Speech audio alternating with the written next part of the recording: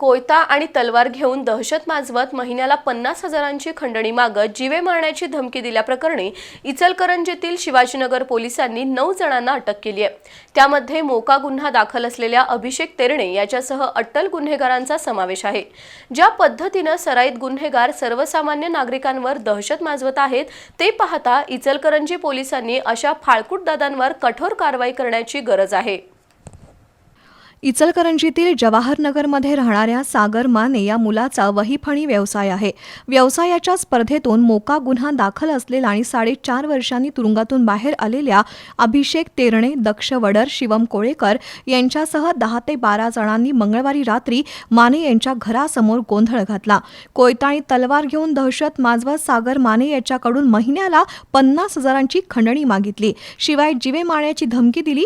या प्रकरणी पोलिसांनी अभिषेक तेरणेसह 9 जणांना अटक केली आहे। न्यायालयानं त्यांना 27 जुलैपर्यंत पोलीस कोठडी सुनावली असून त्यापैकी 2 अल्पवयीन गुन्हेगारांची बालसुधारगृहात रवानगी करण्यात आली आहे। गेल्या काही दिवसात इचलकरंजीमधील गुन्हेगारी पुन्हा वाढू लागली आहे, त्यामुळे पोलिसांनी कठोर पावलं उचलणं गरजेचं आहे।